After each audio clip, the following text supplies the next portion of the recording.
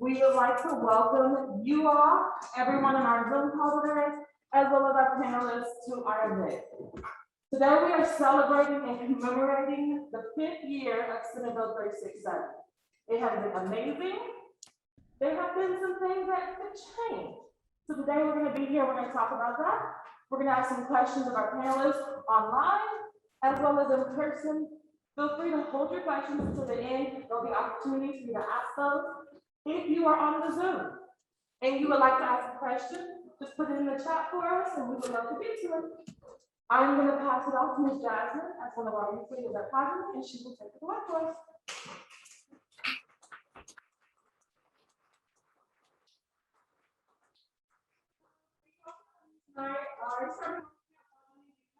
Senior Black family members that have been stigmatized for having protected or being conservation. So I thought there's a lot of things that we can do to face the way that people are treated within the system. I work with Progeny, and in case you didn't know what Progeny is, we are a youth adult partnership focused on reimagining the juvenile justice in Kansas and creating a system that centers youth needs and communities.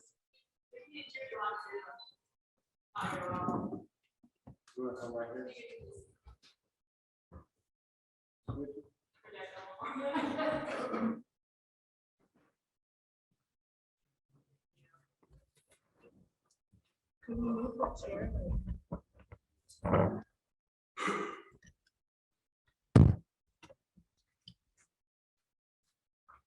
Is the sound coming through better now, Shanae? That is more clear. Okay. So Progeny is a youth adult partnership, and our main focus is reimagining the juvenile justice system and creating one that is more centered around youth needs. And yeah, tonight we are here to commemorate the bold move that legislators took in passing Senate Bill 367 in 2016. We will also talk about why 367 was so essential in 2016, ways that it has helped youth since it was passed. But we will also talk about some things that still needs to be accomplished to realize the full potential of this bill. I am going to pass it over to Mike to tell you a little bit more about the 367 story. Hi, everybody. My name is Mike Fonkert, and I'm the Just Campaign Director with Kansas Appleseed. And so just want to give everybody a little background on how we got to where we are today. Senate Bill 367 is a product of a lot of hard work and commitment from a true coalition of different stakeholders. My recounting of this history will surely not cover every aspect of who played a role in creating this important legislation, but I hope my highlights serve as a reminder for the work that we have yet to do. Work that must be done together. We can't achieve big change unless we work together.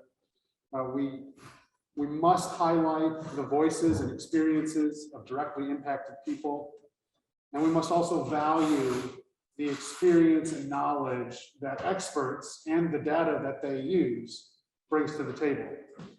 Kansas Appleseed and many others began getting involved in this work all the way back in 2013. And honestly, long before that. But in 2013, our organization started to engage folks around the state about who was working on youth justice reform. And we didn't find a lot of folks doing that work. Before Senate Bill 367, Kansas was using detention and out-of-home placement at an extremely high rate. So much so that Kansas was ranked 5th of the 50 states in terms of their use of incarceration and out-of-home placement for kids. Those conversations continued and they grew. Lawmakers and system stakeholders were involved and people began to come together around the idea that this system really needed attention. Other system stakeholders formed Kansans United for Youth Justice. This group comprised of groups like Kansas Appleseed, ACLU, Kansas Action for Children, Equality Kansas, and many, many, many more were instrumental in creating grassroots support for youth justice reform. In fact, some of the directly impacted young people that would go on to help launch Progeny were part of that group. And with all of these folks' help, by 2015, people were really talking about youth justice. Then came the creation of the Juvenile Justice Work Group in 2015. The bipartisan interbranch work group consisted of 17 representatives from all parts of the justice system. So that was judges, district and county attorneys, law enforcement, public defenders, Department of Corrections, as well as legislators from both parties and both chambers. Those groups, that work group received technical assistance from the Public Safety Performance Project of the Pew Charitable Trusts, as well as the Crime and Justice Institute at Community Resources for Justice. And those organizations have provided justice policy assistance in states all over the country, from Kentucky and Georgia to Hawaii. State leaders charged the work group with developing policy recommendations to promote public safety and hold offenders accountable, control taxpayer costs, and improve outcomes for youth, families, and communities in Kansas. The work group met monthly from June to November of 2015, beginning with a comprehensive, data-driven assessment of Kansas justice system. The report from this group would prove instrumental in the creation of legislation that led to Senate Bill 367. Now, I'll spare you the details of the legislative hurdles that that bill had to overcome, but suffice it to say, without the leadership of the legislative members of the work group and many other legislators, we would not be here today. I'll close by reiterating where I started, that this is not a piece of legislation that could be achieved without bipartisan support from legislators and system stakeholders across the board.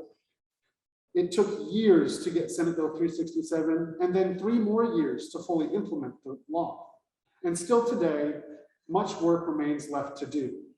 Reinvestment dollars from Senate Bill 367 remain at risk in the legislature, and bureaucratic roadblocks remain to fully implementing many important supports and services for young people in local communities across the state.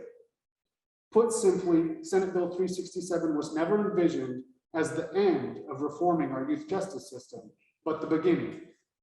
It was not the final step in changing the system, but really the first. It is one thing to stop overusing detention and incarceration and actively harming young people, but it's another to create a system that truly supports and benefits those young people. Today, we should celebrate we truly marked the beginning of this work with Senate Bill 367 and recommit to work each day so that 5 years from now, we're sitting here celebrating another achievement.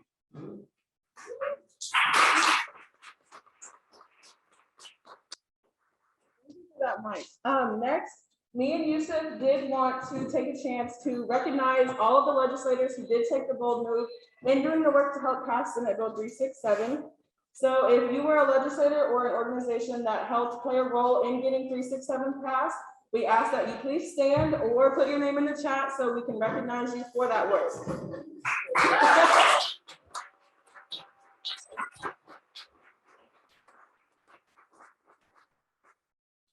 And if you put your name in the chat, we'll be sending you a gift. Let's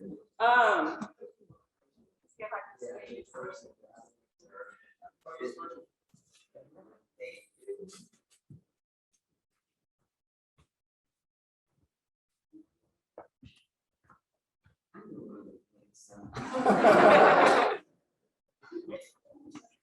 I do know there is some members who did join the virtual aspect, but we did just want to thank you guys for having a role in that, but we also hope you accept these gifts as a token to continue moving the work forward with us. Next, I'm going to pass it over to Dante, and he will introduce the rest of our panel and our virtual participants.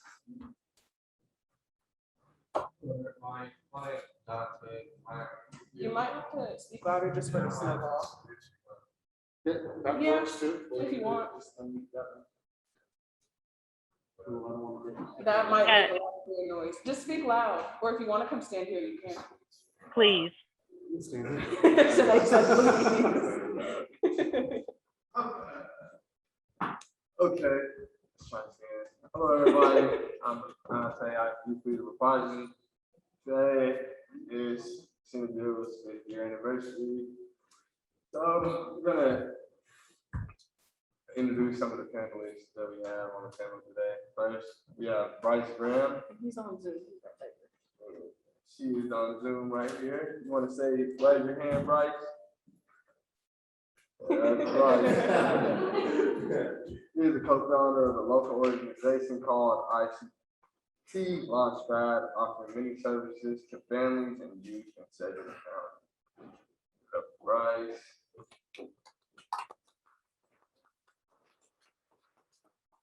Next, we have Yusuf Presley, who is right here. Hey, Fred. Yusuf is a youth leader with Progeny. Yusuf has launched the project called YP Project to elevate the stories of foster youth in Kansas.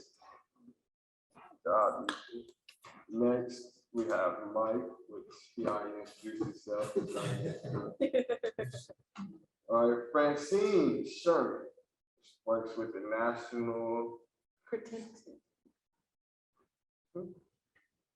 National Citizen Associate Project.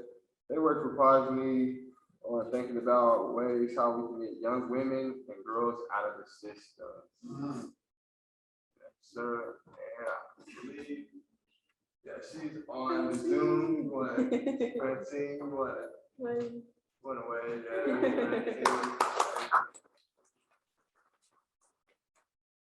Next, yeah, Noah Dean.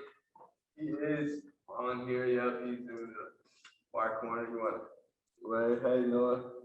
He's the principal associate at the Pew Charitable Trust. Pew is a national entity that uses data to affect change and has done a lot of work in Kansas. Give it up for Noah.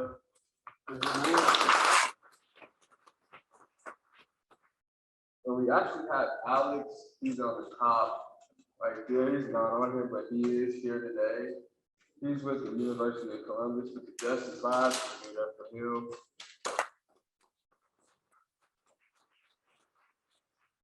And last but not least, we have Ebony. We have Ebony. Marcus is not here. Ebony is on here. Hey, Ebony, you want to wave? Yep, there she is. Hey, Ebony. She's with the Justice Law Center joining us. They do a lot of work with the fines and fees. That's what they're working on us with these last couple weeks to give it up to the earth.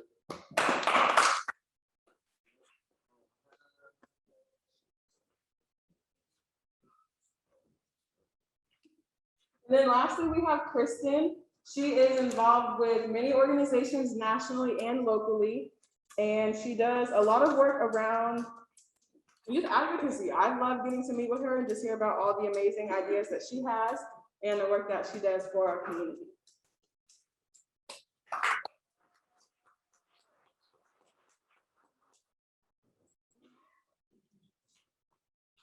Thank you, Dante, for doing that for us.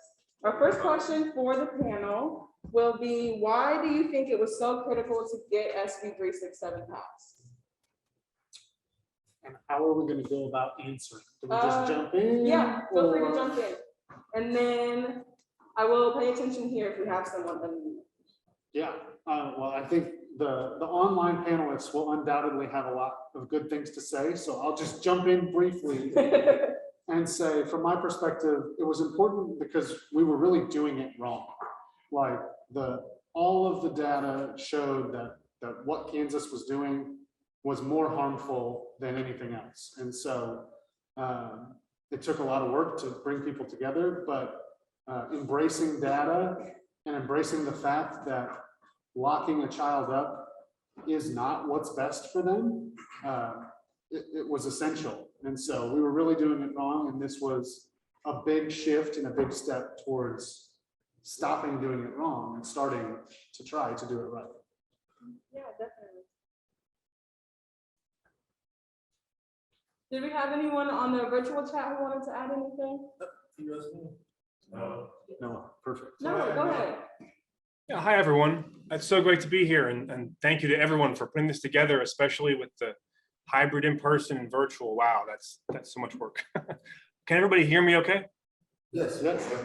I'm from the Pew Charitable Trust. We were our organization that helps states that want to make improvements, and we were asked to help Kansas with its juvenile justice work group, as Mike said, all the way back in 2015. And I think Mike gave a really good overview of why a lot of this came about. We were talking with folks like Appleseed and with people who wanted change at the Department of Corrections, and judges like Judge Foster from Johnson County, who's on this call today, who were very interested in seeing change, even if they were having success with the things that they were doing. And so I thought I could just put a few points of data to what Mike said, not too much data, but just a couple pieces here. There were a lot of folks in Kansas when we were considering working here and when they were considering putting together the work group who said that the system was working great and there wasn't a need for changes in Kansas. And those folks pointed to a couple of bills that had passed in the years before that were pretty minor, pretty small. And they also said, hey, we've seen a huge decline in juvenile arrests. Kids that are getting arrested is down 50% over 10 years. So we're doing a good job. And I think folks like Judge Foster or other leaders that were a little more skeptical were saying, but what does that mean county to county? Or does that disparate by race or by gender or by where a young person lives? And how does it line up with the research? And we want to take a look to see how this is looking comprehensively. And just in terms of that data, when this work group got together and they looked at the data, they said, well, you know what? There's 50% fewer kids coming in over the last 10 years, coming into the juvenile justice system. But the share of kids that are going to out-of-home placement and being incarcerated has only fallen by 25%, half as much. So the system is not shrinking. It's not keeping pace with fewer kids coming in the front door on arrests. So actually, it's getting more reliant on out-of-home placement and incarceration. And even more so, the task force found, the working group found that, there was completely different outcomes based on which county a young person lived in, and racial disparities, of course, which is pervasive in Kansas and other states, but really dependent whether a kid was sent to a facility or whether they stayed in their own community, depending on which county they lived in and often which judge they were before. And so that was a big piece of what the work group was trying to find. They also surveyed and asked probation officers and community corrections officers, court services officers, did they have services where they could work with families in the home? And the answers the work group got were no, largely no. And that was made all the worse because there were a set of group homes across the state called YRC2s. And, kids were just being warehoused there. The data found that actually, even though 50% fewer kids were getting arrested, kids were actually cycling through a higher number of these facilities, 7 or 8 on average over the course of the time that they were in the system, going to a group home and then another group home and then another group home. And the work group felt, what better sign is there of failure when you see young people going to places again and again and not getting what they need. And of course, on top of all that, the work group brought in researchers that told the work group, which of course you all know, that research shows that those kinds of interventions aren't the most effective at keeping communities safe or at getting kids the best outcomes. The best interventions are the ones that are when kids are living in their own homes, working with families. I don't need to tell anyone here all of this, but just as by way to set up what the working group was doing. So I think that combination of things, some leaders who were really interested in looking deeper, matched up with what the data found, really spurred the bill itself. And I'm sure there's a lot more to be said on that, but I just wanted to set up a couple of data points in case that was helpful for what folks were looking at and thinking about of 5 years ago. Yeah, thank you so much for that. Jasmine, we have one more panelist here who wanted to mention something. I would also ask that you repeat the question too, please. Okay. Yeah, our question was, why was it so critical to get SB 367 passed? Francine, oh, you're on mute. Got it. Yeah, I'm just going to focus the work that I'm doing in Kansas with Crittenden, National Crittenden, is focusing on girls and young women who end up in the deep end of the system and trying to disrupt those pathways. And, as I look at 367 and the experience you all have had with it, I just wanted to let people know that, it exactly disrupts the pathway for girls and young women into the deep end of the system, and is really effective in that way. Because what we see nationally and what we saw in Kansas was girls being arrested for more minor offenses, getting long terms of probation, getting technical violations of that probation, and ending up escalating deeper into the system for that kind of pattern, which would just be repeated and repeated and repeated without the underlying problems being solved, because we know incarceration doesn't solve any underlying problems. So, so many of the elements of SB 367 get right at that, the limitations of terms of probation, the grids that prevent technical violations and reduce them, all of that. And in fact, it's had that impact. So, girls are a small number and a small segment and a shrinking segment in Kansas of incarcerated youth. But I think a lot of the reforms of SB 367 have really, accomplished some of that. And it's really important to keep them going, because for the female population, it's had a real impact. Yeah, thank you so much for that. And I appreciate what you all said, especially about looking to the research and acknowledging that the research proved and supported the fact that what we were doing at that time was wrong. And I do appreciate you all for adding your comments to that. So our next question would be, what improvements have you seen since SB 367 was passed? And it's open for anyone to add.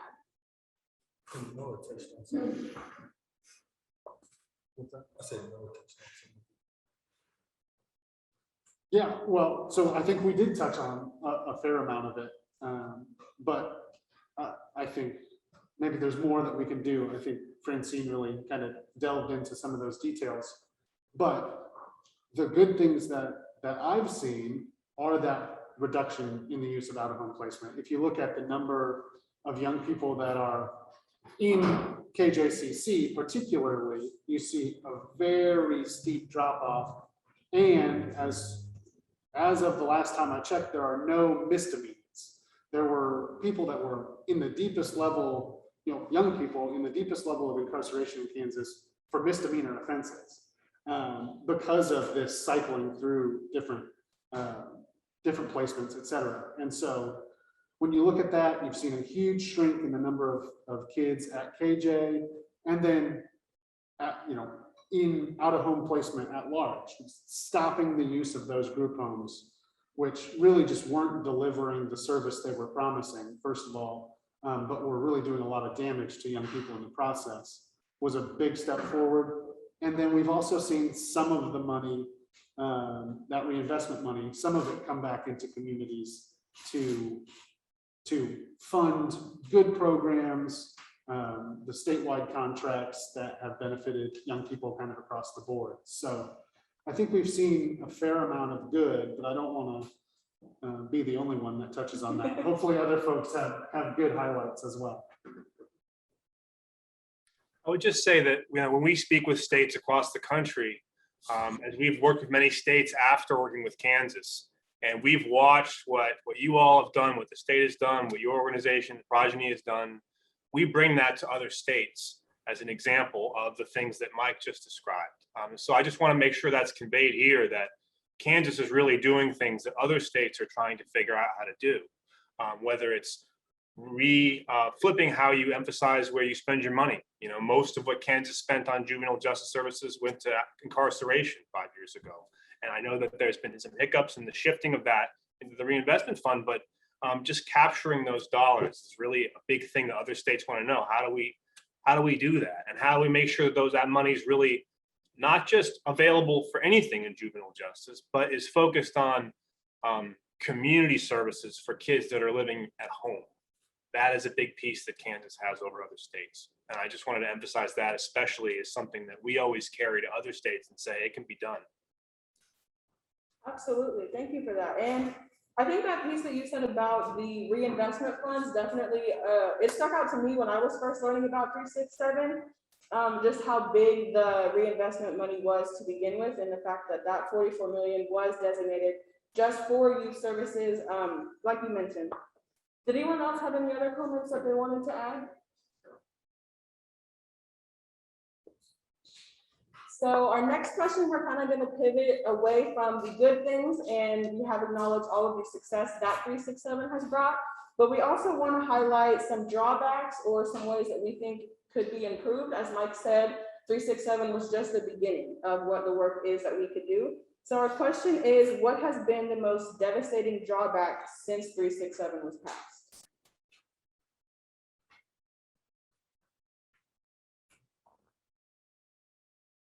I think if I had to answer this question, I think one drawback for me would be how the reinvestment money has been spent.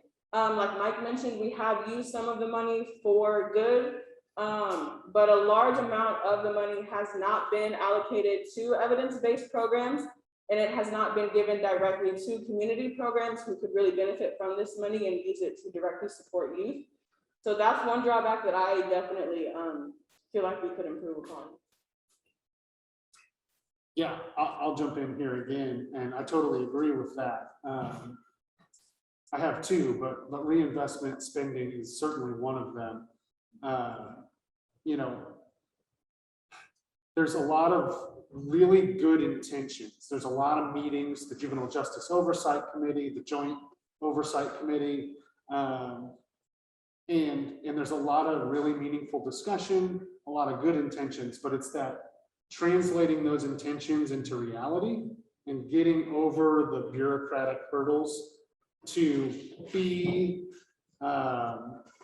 bold and creative and use ingenuity with those reinvestment funds. That has really proven, I think, to be a really difficult task, because you know, the reinvestment subcommittee of the Juvenile Justice Oversight Committee has come up with a lot of different items in their plan, but they haven't translated, you know, the desire to invest $2 million in improved mental health funding into actually spending that money, actually getting that money flowing in a meaningful way. And so that would be my first one. I think the second drawback for me would be like implementation fidelity. We've got a big state with a lot of counties, and we see that I mean, most counties are following the law appropriately, but then we hear from young people and their families about certain things that don't really jive with the way the law is now. Yeah. And so it's certainly an issue, you know, a thing that concerns us is hearing these stories that it's like, well, that's not the way the law should be working, but there's so much discretion in different local communities that it's hard to monitor what's happening everywhere at the same time.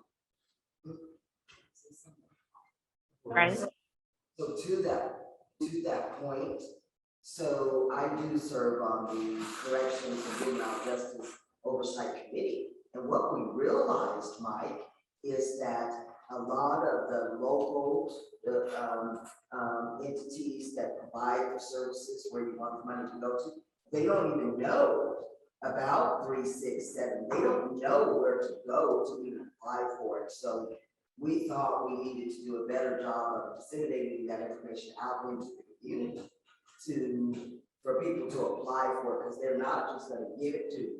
You have to apply for it and show that what you're doing and how you will utilize that funding. So Mike, when we get back to Topeka, you know, get on the entities that are supposed to be sending that information down to Sedgwick County and putting it on public service announcements so that people can know that they can apply. Absolutely. Yeah. Because we're not just going to give it to you, you've got to apply, but if you don't know about it.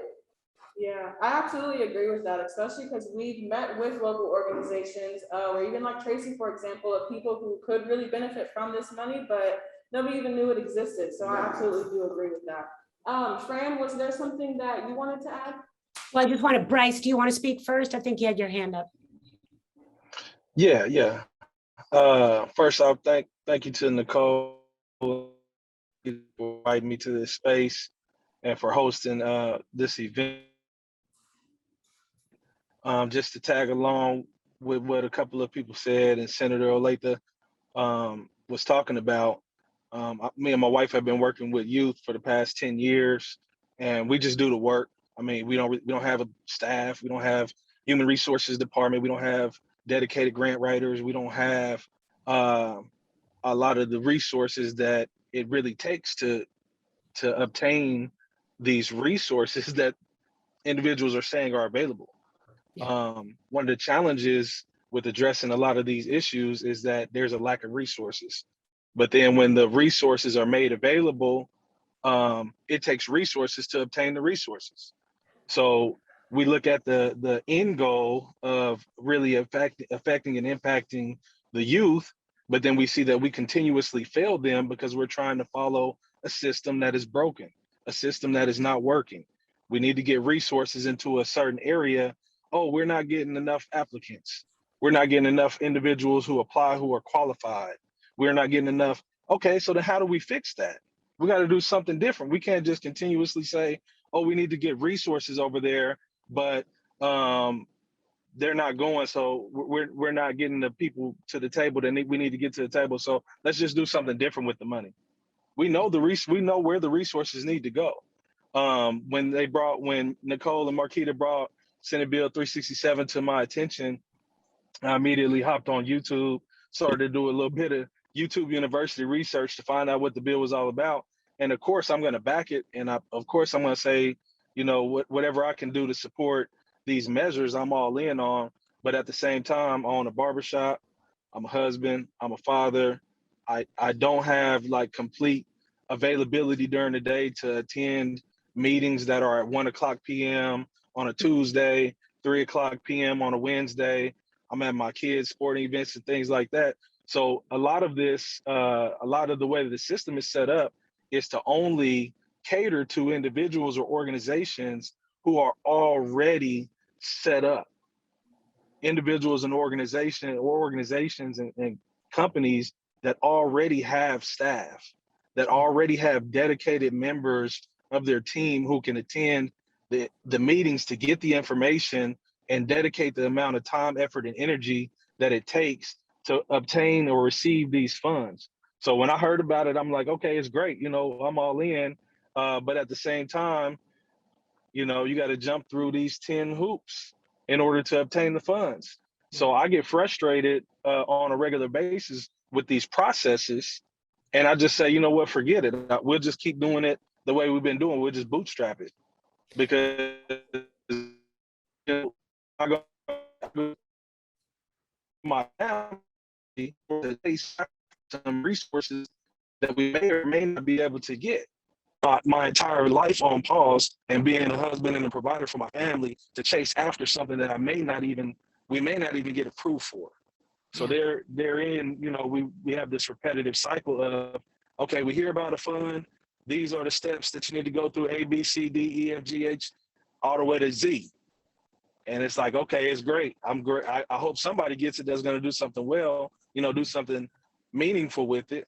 But I know that I don't have the time to commit to going after these funds and to meet all the criteria that it would take to even obtain the funds. So I just continue to do what I do. Yeah. That's just my perspective on things. Well, I do appreciate you sharing your perspective, especially about the difficulty with accessing the funds. I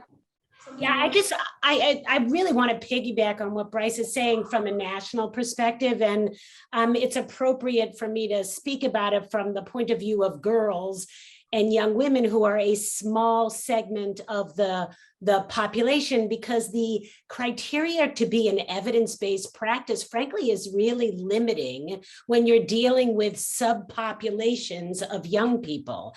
So what Bryce was talking about, it partially is the restrictions in the law. To be an evidence-based practice is a very high hurdle. And honestly, there aren't a lot of them that are evidence-based for girls and young women. They might be generally evidence-based, but have they been researched adequately for girls and young women? While we know that community-based programs, grassroots programs can be extremely promising. And there's research to show that they're promising, maybe not evidence-based, but promising. And honestly, when I look at the law, I mean, I'd love to see it amended to be a little broader in terms of the kinds of programs that would qualify for those funds. Programs like Bryce's, programs that are out there that we know work with girls, but haven't risen to the level of evidence-based. And this is a national problem. It's not just something that Kansas is encountering. There are a lot of local community-based organizations that are extremely promising, doing excellent work, are evaluated to some extent, but not to the evidence-based level that would help young people in Kansas. Yeah, I appreciate you adding that national perspective. I think, Ebony, did you also have your hand raised? And then we'll go back to Bryce. Yes, thank you. I just wanted to also piggyback on what Bryce was saying. We had a partner in Florida that was grassroots.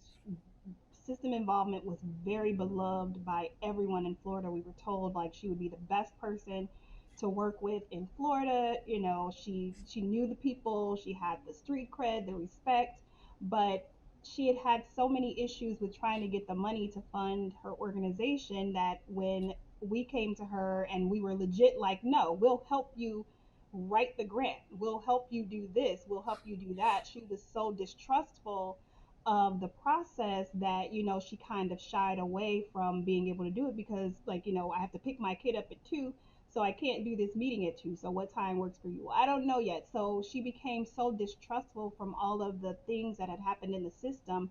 Not only did she miss out on the money, but she also missed out on a seat at the table where she could have learned a lot of different things from the different people at the table. She could have learned about writing policy and writing grants and, you know, putting in for this. And, you know, so I think that it sounds like a lot of the times it's set up to keep people from wanting to apply, and then people get gun shy and, as Bryce said, just do the work, you know, out of pocket, and you know, it's just on your time and you do the work. Yeah, absolutely. And I appreciate you saying that it does add that distrust, because it also goes into what Bryce was saying is it's so difficult to access, I'll just do it myself. But Bryce, what did you want to add?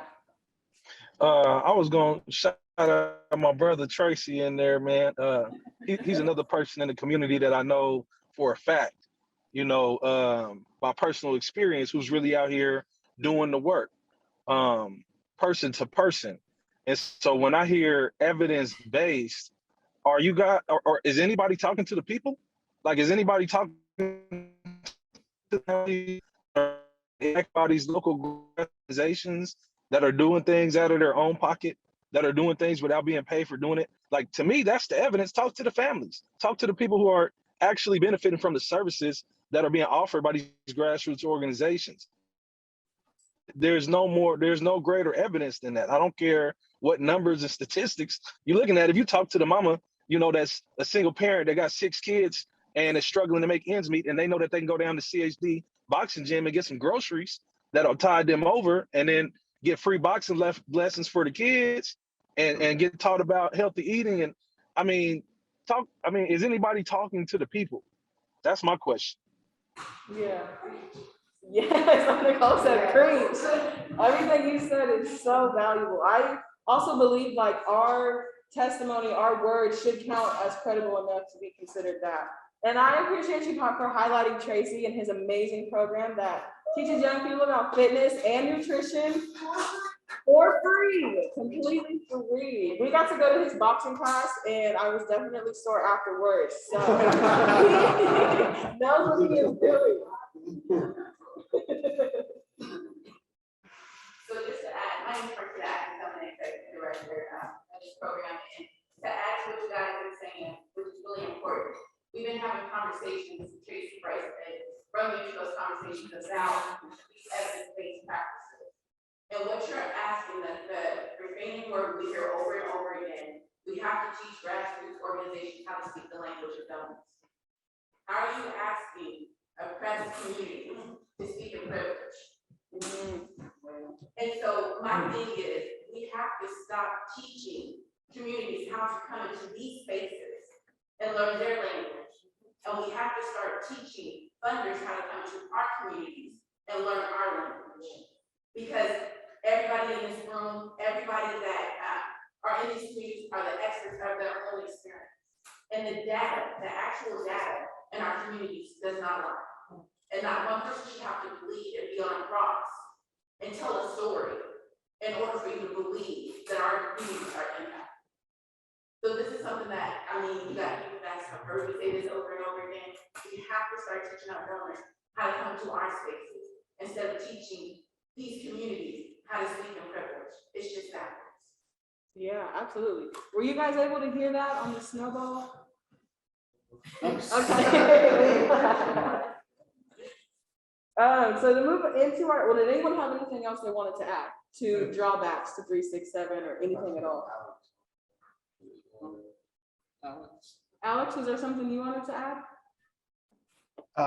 Yeah, thanks. I'll be really quick because it's a little bit of what everyone was saying and a little bit of what we just heard, but I wanted to point out the fact that what we hear all across the country is that places start out and they don't set the table with the right people, and they don't have community members, they don't have people like Bryce, people that he's shouting out at the table at the beginning, because those are the folks who can tell you from the beginning what is working, what's working for this community.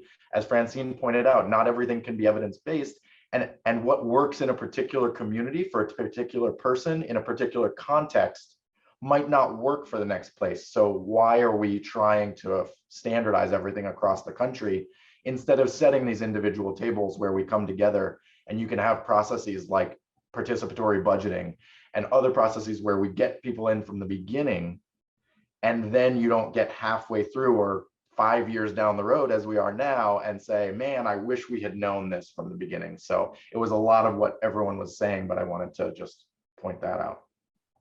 Yeah, thank you for saying that. I completely forgot what I was going to say. But that does go into something I know I've had conversations with Kristen about before, is that one approach that works for one person is not guaranteed to work on the next young person. So we have to create systems that are not like a cookie cutter approach, or is not trying to put all these young people in the same box. You have to find a way to approach them all differently. So I do appreciate you for adding that.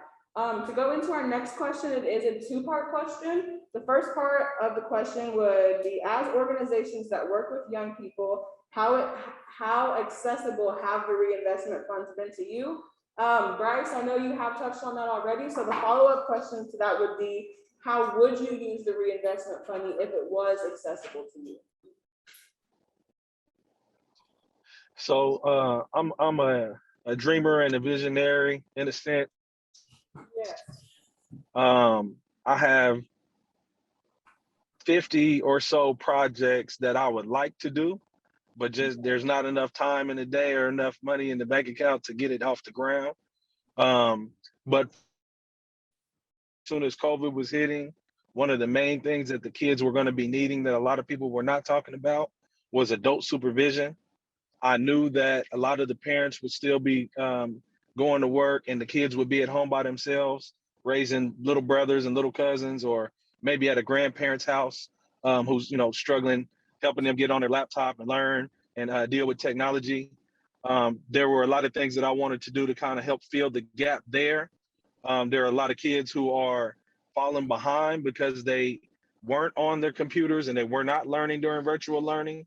And there's a lot of benefit that they could get from having more hands-on with tutors. There's a tutor bus concept that I had that I would like to get off the ground. So I have a lot of ideas. I have a lot of things that we've done in the past and things that we currently do that we could do on a greater scale. But if the budget's not there for it, then and that's all it is an idea that never gets off the ground, and I can't figure out how to make something evidence-based that I haven't done yet. Right. Yeah. Thank you for answering that. Thank you. Yes, Nicole. I know personally there's a person in this room now that runs a program, a full program, off of his own salary. So I would love to hear what Tracy would do with the reinvestment dollars. Yeah, I was going to ask you that as well. Thank you, Nicole. Well, Jasmine, can you have the speaker come to the front of the room? I have to speak up. Yeah, we gotta get the snowball. Thanks for coach. Wow. One of the things I would do is I'm kind of a health conscious nut. Excuse me. All right, I'm a kind of health conscious nut. So one thing I would do is start. Like someone said, I do provide free food, for the community and really for my gym. That's kind of my concept when I start. So I would really like have fruits and vegetables and stuff like that. Use that to get produce that a lot of the youth need that come through the program and families. Like just the other day I had it, and which is what made me want to have food there. I had a young man that had 8 all day. So man, I just like it was just that. Other things, educational things like the backpack thing, being a bigger part of the school system, with backpacks, whether it be backpacks or tutoring, because I have dual spaces there where somebody can come there and get tutored, mentoring programs. I've been through life skills, certifications, stuff like that. So I am kind of a mentor, I'm a coach. So I would use it for all those type of things like that, really to teach kids about, things about health and stuff like that. So I would definitely use it for those things. Yeah, thank you for that.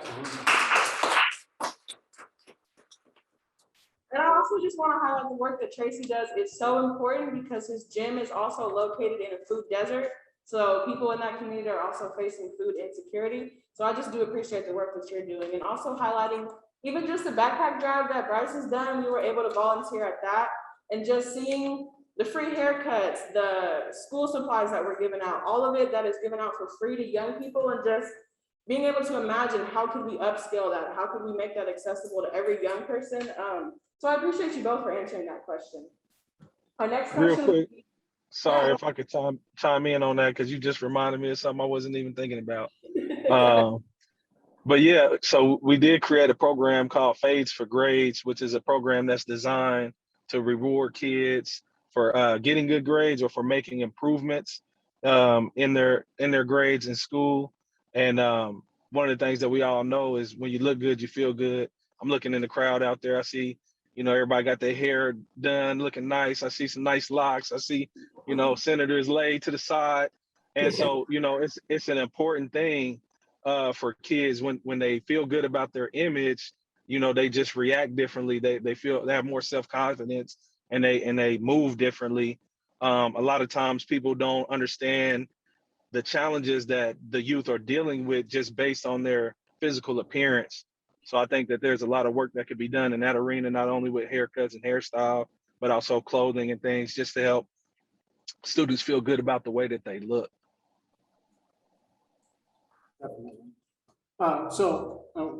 We aren't an organization that has tried to get reinvestment funds, but I just wanted to highlight, the point that Marquita made earlier and the point that the senator made earlier.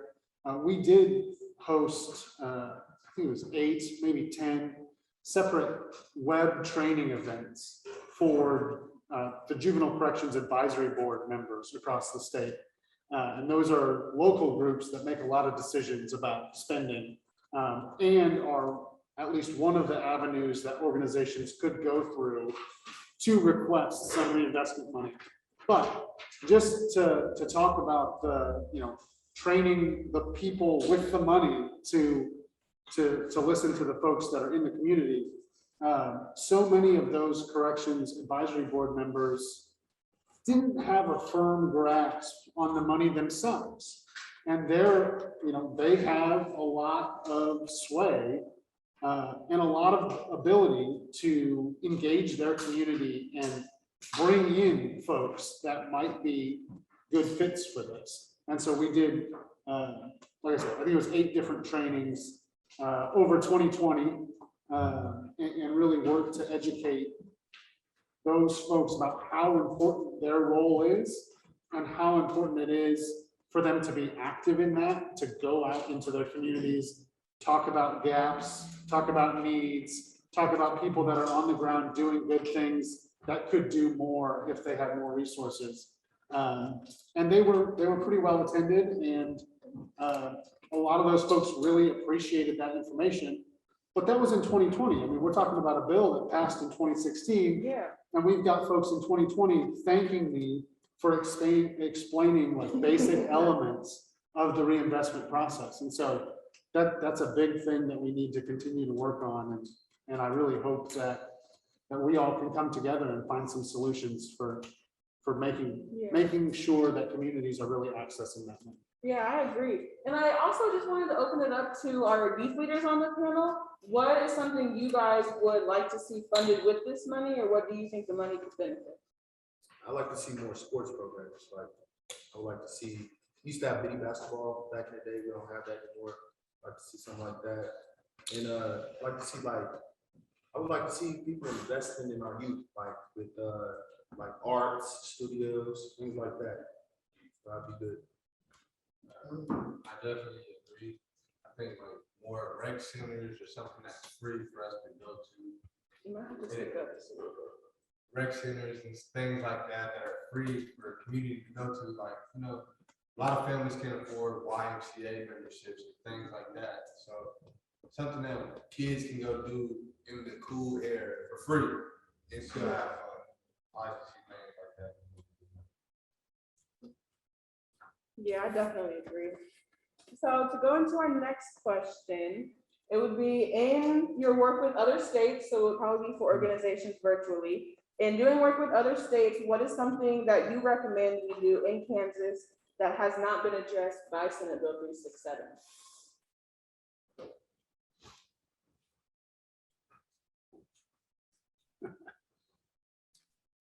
This is Noah from Pew.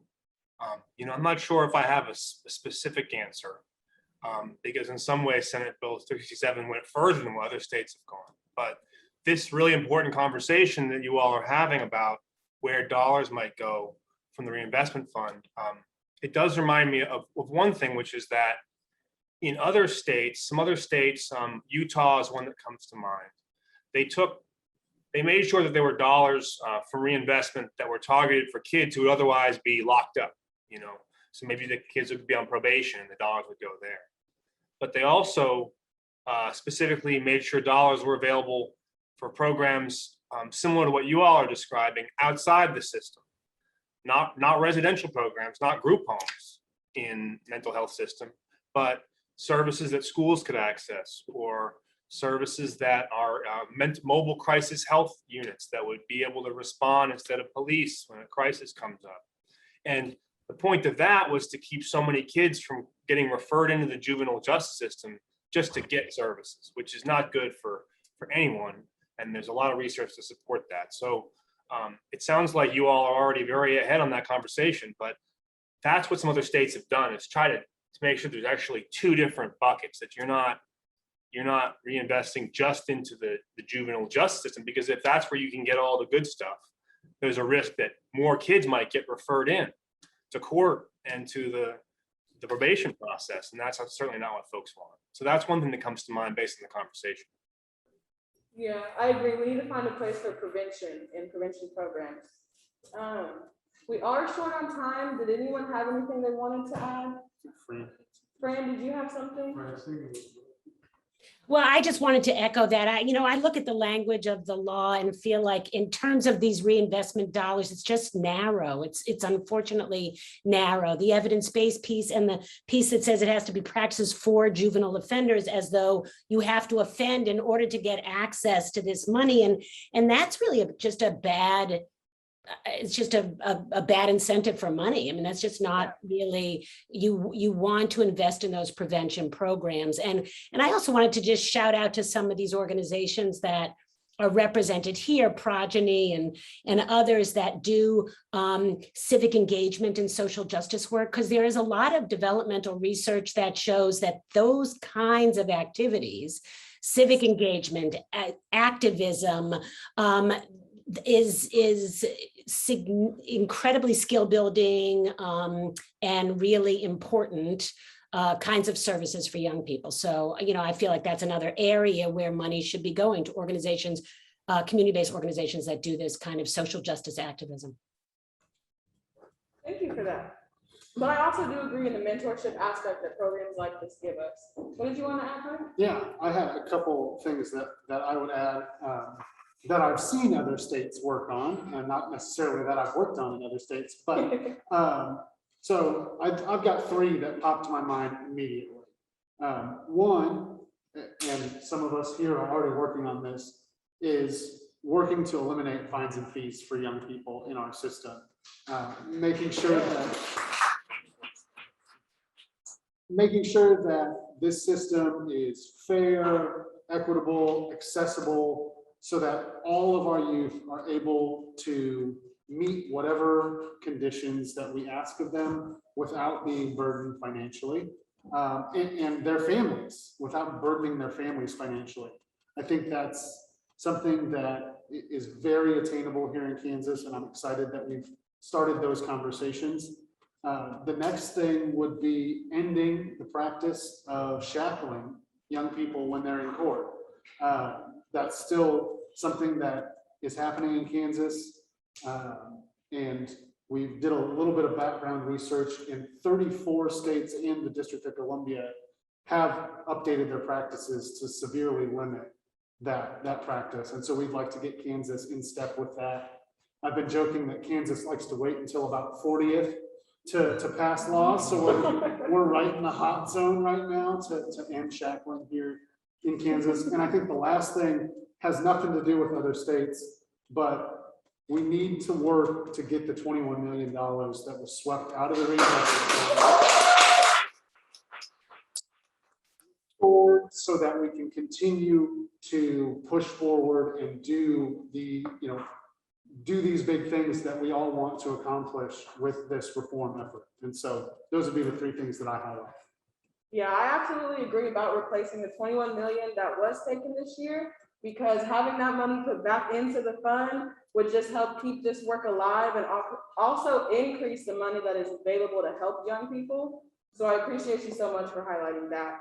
That was our last question. So next I will turn it over to Tyler to give you our next steps. Yeah, so thank you all so much for joining us tonight.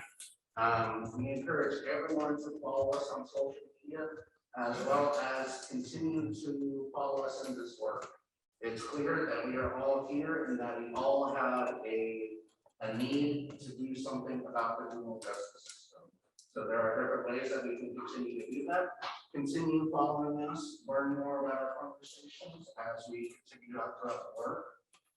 We have a blueprint report that we have worked on as to what does it look like to close down the Glass Youth facility and what reinvestment could look like in campus. I encourage everyone to take a look at that, legislators and general folks alike. It's great information. I encourage you to check that out, as well as follow us whenever we present new bills. We are currently working on stuff around the fines and fees. Look for us during our legislative sessions on our conversations with those. Thank you all so much, and I'll pass back to Jeff. We also have some closing comments from Yusuf. Okay, hey guys, my name is Yusuf Presley, and I just want to share my video with you guys, show you guys what I've been doing. So I do this work. I'm gonna tell you why I do this work. It's because for big heart people like me, I've been through a lot, worked for the system. The system has taken so much from me. It's given me so much pain, so many tears, and given me jail time. But it hasn't given me anything better than that. So I just want to show my video and show you guys what I've been doing to better improve this community, because it's not highlighted.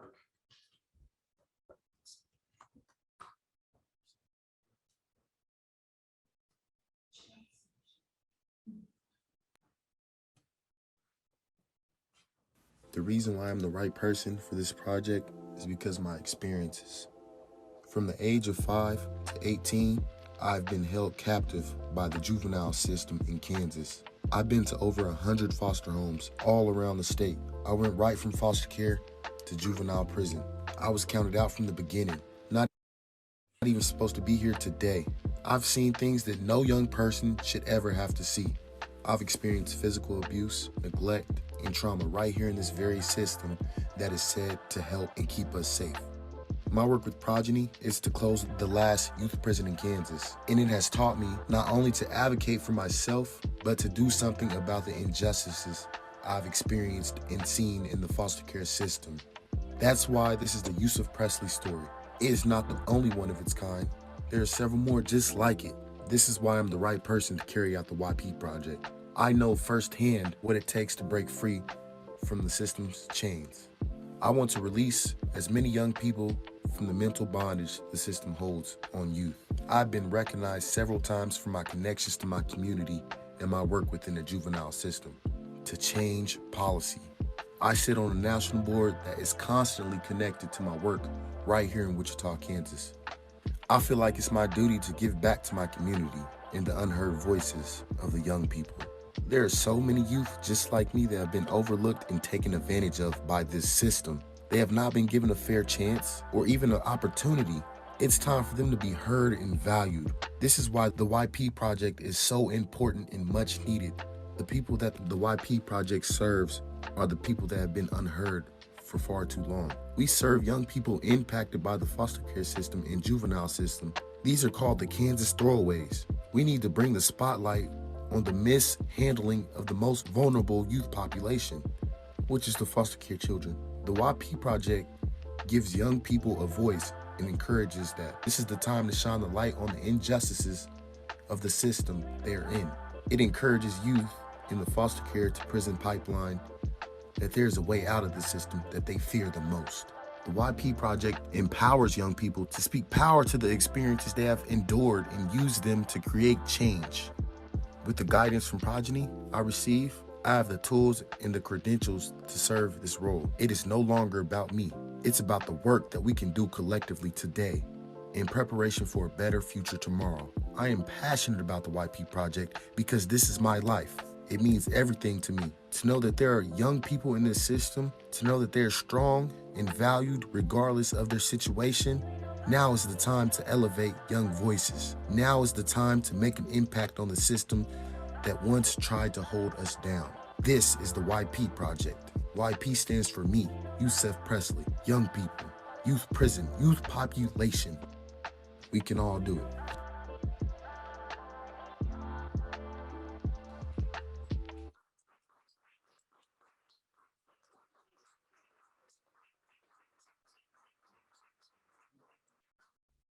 And I just have to say something before I leave, because we're looking for prevention and solutions. So just for an example of the Save-A-Lot grocery store closing on 13th and Grove. So most of those individuals there, they get food stamps. So, and they would walk to the store. So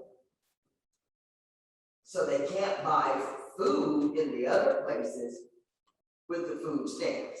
So then therefore they steal because they gotta eat. And then they end up in the juvenile justice system. So I look at the bigger picture, everything, we've got to address everything. And I want you guys to know, Marquita, Nicole, that on January 6th, 2022, at the Cedric County Courthouse, 525 North Main, all 52 South Central Legislative delegation, representatives and senators, bipartisan, will be there. And it's your time to come and talk to us. You come in, you sign up, and you tell us what you want us to do in the 2022 session. I want everybody to know you only have 90 days to do it though.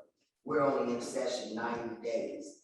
And whereas Marquita might, as a lobbyist, Appleseed, might have a different perspective on how you talk to and get to legislators, I have a different perspective.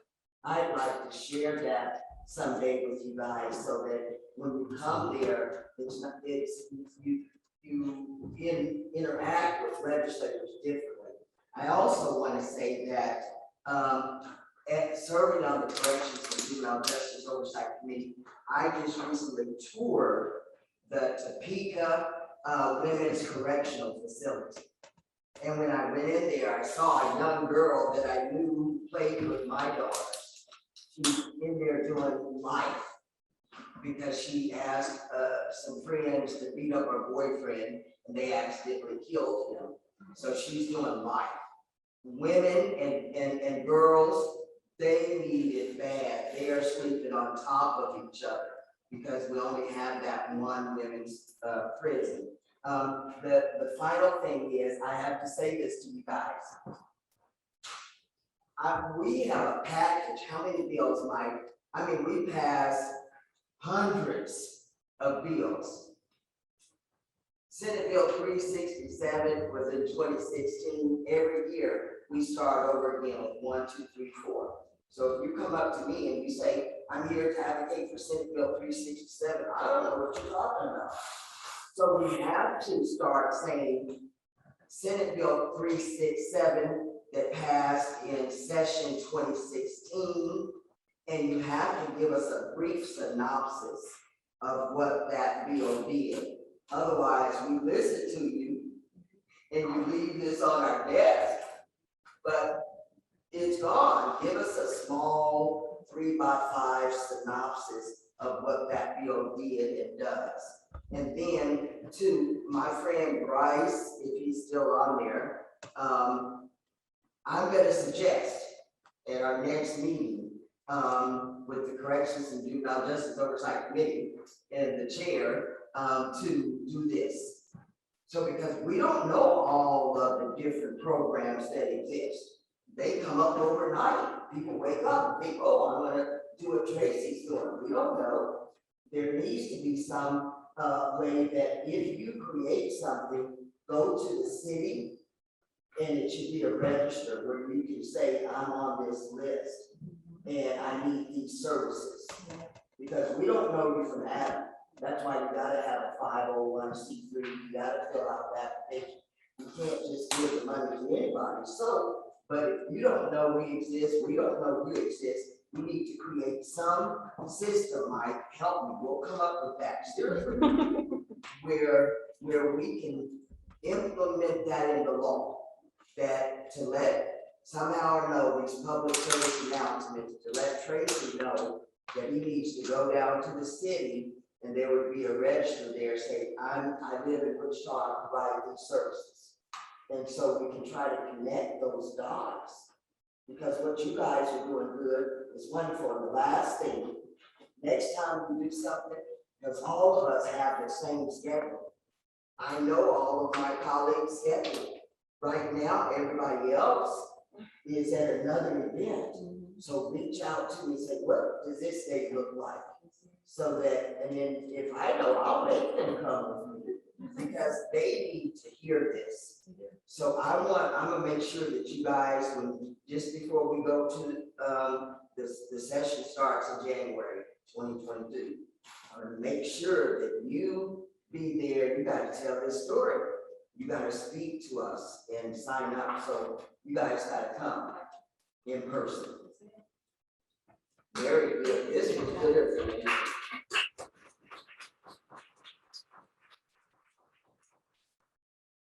Thank you for that. In conclusion, just to wrap this up, I wanted to thank you guys all for coming out tonight. Either whether you attended virtually or in person, we do just value you all coming and listening, and our panelists for contributing all of your amazing feedback. Senate Bill 367 helped Kansas make clear gains in our efforts, but there is still so much work that we have to be done. We ask that you remember that all of us are still young people. We are youth, we are learning, we are trying to navigate this world that is not getting much better. So we need your help. And we need state legislators, system leaders, and our organizational partners. We need us all to organize collectively. So we need you all to continue helping us move Senate Bill 367 that was passed in 2016, but also help us move new bills where they need to go. Help us support and create programs that will help young people. So we just ask that you continue and give everything that you have, and we'll continue to put our all into moving this work forward that will allow young people to live in a state and live in a community that supports their effort to thrive and just exist. Thank you all for coming out.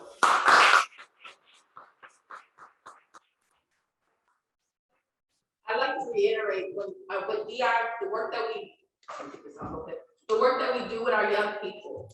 We do not puppet our young people. We listen to our young people.